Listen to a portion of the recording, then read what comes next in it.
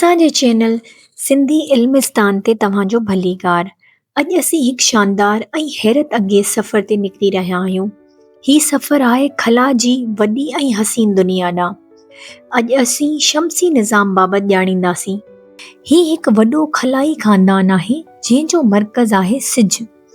सिज जे चौधारी 8 वॾा सयारा मुसलसल गर्दिश कंदा रहनि था।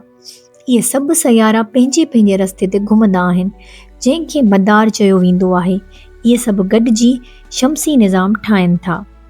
सिज शमसी निज़ाम जो सभ खां वॾो ऐं ताक़तवर हिसो आहे। हीउ एतिरो वॾो आहे जो इन में लॻभॻि 13 लख धरतियूं अची सघनि थियूं। सिज अंदरि बाहि जहिड़ी तवानाई पैदा थींदी आहे जंहिंखे न्यूक्लियर तवानाई चयो वेंदो आहे। इहो ई सबबु आहे जो सिज गरम ऐं रोशन आहे। सिज खां सवाइ धरतीअ ते ज़िंदगी मुकमल न आहे। असांजो पहिरियों गिरह अतारद मरकरी। अतारद सिज जे सभ खां वेझो ऐं सभ खां नंढो गिरह आहे। ॾींहं में तमामु घणो गरम ऐं राति में तमामु थधो थी वञे थो। इन ते तक़रीबन हवा न हुजण जे बराबरि आहे। असांजो ॿियो गिरह ज़हरा वीनस।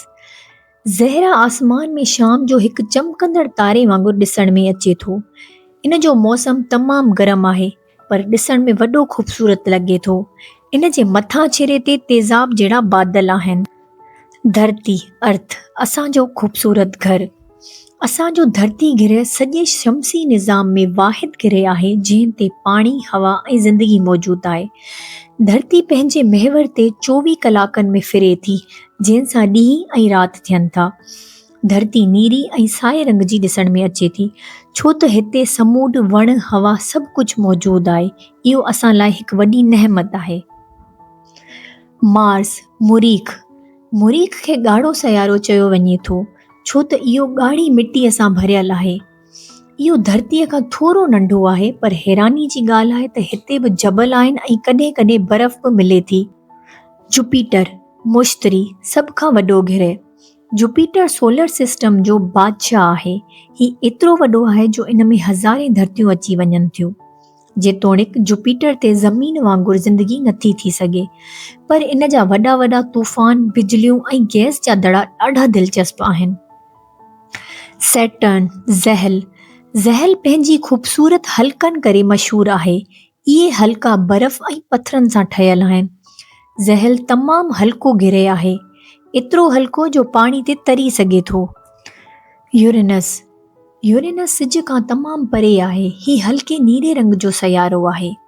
इहो ॿियनि सयारनि जी भेट में थोरो झुकियल आहे यानी हू ॿियनि सयारनि जी भेट में मुख़ालिफ़ रुख़ में घुमे थो।